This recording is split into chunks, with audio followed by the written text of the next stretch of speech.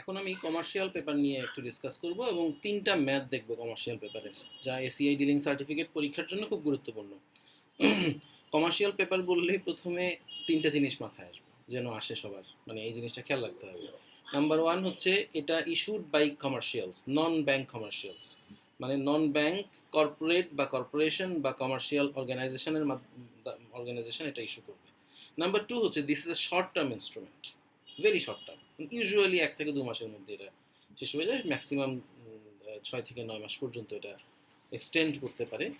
আর third হচ্ছে this is a discount instrument, তার মানে ফেস ভ্যালুতে এটা আমরা ফেস ভ্যালু ম্যাচুরিটিতে ফেস ভ্যালু ফেরত পাবো। যদি ফর এক্সাম্পল স্কোয়ার ফার্মা একটা কমার্শিয়াল পেপার ইস্যু করলো 3 মাসের জন্য, তাহলে সেটা ডিসকাউন্টে বিক্রি হবে, মানে 100 টাকার কমার্শিয়াল পেপার বিক্রি হবে ফর এক্সাম্পল 97 টাকায়। আর ম্যাচুরিটিতে, তার মানে 3 মাস পরে এটা হচ্ছে 100 টাকা ফেরত দিয়ে দেবে। তার মানে this is a discount instrument, এটা বিক্রি হবে ডিসকাউন্টে, তবে ট্রেজারি বিলের মতো এটা ফিউচার ম্যাচুরিটিতে ফেস ভ্যালু ফেরত দিবে। এই তিনটা বৈশিষ্ট্য যেন আমাদের মাথায় থাকে। Commercial paper issued by commercials, it is a short term instrument, it is a discount instrument. আরও অনেক আছে, বাট এই তিনটা হচ্ছে বেসিক তিনটা জিনিস আমাদের জানা দরকার। আচ্ছা, তারপরে হলো এটার প্রাইসিং এর ক্ষেত্রে দু ধরনের কোটেশন ইউজ হয়, একটা হচ্ছে ডিসকাউন্ট কোটেশন আর একটা হচ্ছে ইল্ড কোটেশন। তো যদি ইল্ড কোটেশন হয় তখন আমরা ইউজ করব এই formula, price equals to face value divided by 1 + yield rate, ওটাকে টেনর অ্যাডজাস্ট করব।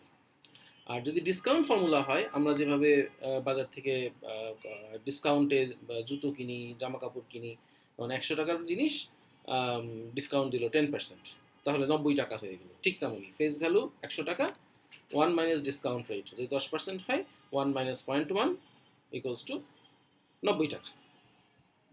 আর এটাকে টেনর অ্যাডজাস্ট করবো, অবশ্যই খেয়াল রাখবো টেনর অ্যাডজাস্ট যেন এসিআই এর সবচেয়ে পছন্দের জিনিস হলো টেনর অ্যাডজাস্টমেন্ট।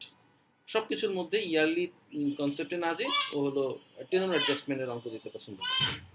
এবার আসলো এই ইল্ড এবং ডিসকাউন্ট রেটের মধ্যে একটা রিলেশনশিপও আছে। যদি কখনো বলা থাকে যে ডিসকাউন্ট 10% ডিসকাউন্টে কমার্শিয়াল পেপার বিক্রি হচ্ছে, তাহলে এটার ইল্ড কোটেশনে যদি আমি কনভার্ট করি তাহলে কত হবে, সেটা এই ফর্মুলার মাধ্যমে আমরা জানতে পারবো। তার মানে yield quotation equals to discount divided by 1 - discount. তার মানে যদি বলা হয় 10% ডিসকাউন্টে কমার্শিয়াল পেপার বিক্রি হচ্ছে, তাহলে 10% ডিভাইডেড বাই 1 - 10% বা 100 - 10% ইকুয়ালস টু 10% ডিভাইডেড বাই 90%, যেটার কারণে ইল্ড এটা সাধারণত বেশি হয় ডিসকাউন্ট রেটের থেকে। আমরা তিনটারই অঙ্ক দেখব। আর হচ্ছে গিয়ে কোন রিজিয়নে কোন কারেন্সিতে কোন মেথড ইউজ করে তার একটা জাস্ট মনে রাখার একটা ফর্মুলা হচ্ছে ইউএস এবং ইউকে ডিসকাউন্ট কোটেশন ইউজ করে, এবং ইউরো এবং ইউরো সিপি, অফশোর সিপি, ওটা তো মানে এখানে অত পপুলার বা অত ম্যাথমেটিক্সের ক্ষেত্রে প্রয়োজন হবে না, আমরা জাস্ট ইউরোটা মনে রাখলেই হবে।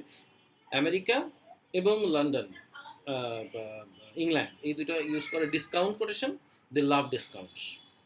Dollars and pounds love discount and promotions, মানে ডিপি আছে, এভাবে বুঝতে পারো, ডলার্স লাভ ডিসকাউন্টস।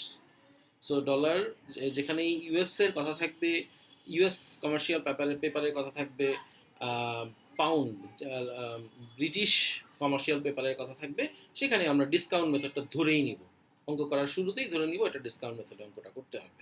আর যখন ইউরোজোনের কথা আসবে অথবা ইউরো কমার্শিয়াল পেপারের কথা আসবে, তখন আমরা ধরে নিব যে এটা ইল্ড কোটেশন ইউজ হবে।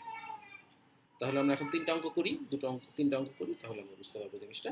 ওকে, কোয়েশ্চেন 1-এ বলা আছে 60 days ago you bought 90-day USD 10 million commercial paper at 2.5% at issue, তার মানে 2.5% ডিসকাউন্টে এটা বিক্রি হচ্ছিল।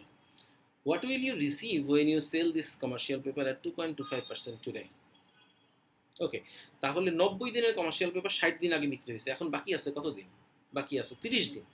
তো বেসিক্যালি এখন এটার প্রাইসিং হচ্ছে 2.25% ডিসকাউন্ট, তাহলে প্রাইস কত হবে?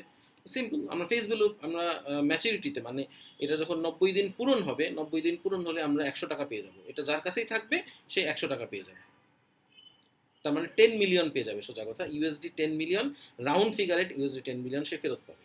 তাহলে আজকে যদি সেটা বিক্রি হয় 2.25%, তাহলে ইউএসডি 10 মিলিয়নের ওপর 2.25% ডিসকাউন্ট হবে অথবা ইল্ড হবে। আচ্ছা, যেহেতু এটা ইউএসডি বলেছে, আমরা জানি ইউএসডি লাভস কি, USD loves discounts, dollar loves discounts, DD, dollar loves discounts. তাহলে this is discount method, discount quotation হবে। তো ডিসকাউন্ট কোটেশনের ফর্মুলা হচ্ছে গিয়ে face value multiplied by 1 minus discount.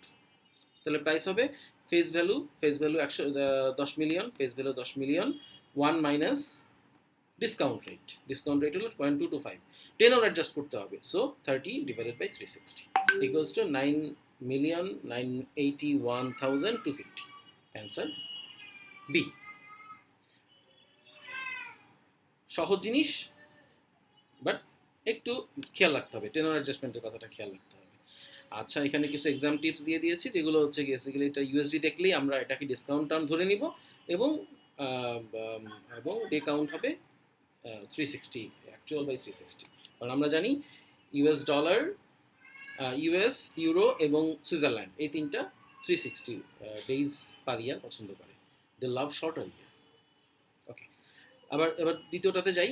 60 days ago you bought same question, কিন্তু শুধু currency ভিন্ন, এই কারেন্সিটা এখানে ভিন্ন।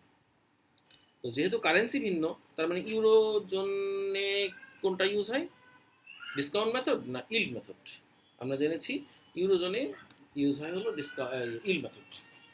ডিসকাউন্ট পছন্দ করে ডলার এবং হলো পাউন্ড। তার মানে ইউএস এবং ইউকে হচ্ছে ডিসকাউন্ট মেথড ইউজ করে, আর ইউরো ইল্ড মেথড ইউজ করে। সেম কোয়েশ্চেন, তাহলে আমরা what will you receive when you sell this CP are 2.25% today? তার মানে এখনো আমার হাতে 60 দিন চলে গেছে, 1 মাস সময় আছে। 1 মাসে ও ডিসকাউন্ট দিচ্ছে 2.25। যদি তাই হয় তাহলে ফেস ভ্যালু কত? ফেস ভ্যালু হচ্ছে 10 মিলিয়ন, এটাকে আমি 1 প্লাস ইল রেট দিয়ে ডিসকাউন্টিং করব। তাহলে 1 প্লাস ইল রেট হচ্ছে গিয়ে 0.225। এটাকে টেনর অ্যাডজাস্ট করবো অ্যাজ ইউজুয়াল। প্রত্যেকটা ইন্টারেস্ট রেটের সঙ্গে সাধারণত এসিআই টেনর অ্যাডজাস্টমেন্ট দিয়ে দেয়, সো টেনর অ্যাডজাস্টমেন্টটা আমার করতে হবে। টেনর অ্যাডজাস্টমেন্ট, সময়টাকে অ্যাডজাস্ট করে নিতে হবে, ইয়ারলিটাকে ডি অ্যানুয়ালাইজ করে নিতে হবে। তাহলে বেসিক্যালি ফর্মুলা হলো face value divided by 1 plus rate, face value divided by 1 plus rate. তাহলে face value divided by 1 plus yield rate করলে আমি পাবো ইউরো 9.981 to 85.09, যেটা উত্তর হচ্ছে কি বি। ওকে, তাহলে এই পর্যন্ত দুটো গেল। এখন আসি কনভার্সন। আমাকে সরাসরি বলা হলো কমার্শিয়াল পেপার বিক্রি হচ্ছে 4%, তাহলে এটার ইল্ড কোটেশনে যদি আমি চিন্তা করি তাহলে কত হবে? এটারও ফর্মুলা আমরা জানি, সেটা হচ্ছে yield equals to D divided by 1 minus D, discount rate divided by 1 minus discount rate. তাহলে 4%-এ যদি এখানে ডিসকাউন্ট রেট থাকে, 4% ডিসকাউন্ট রেট 1 মাইনাস 0.04, তার মানে 0.96, ইয়া, এটাকেও এই করলে 4.17% আসবে। তার মানে ইল্ড সবসময় ডিসকাউন্টের থেকে বেশি হয়। কেন হয়?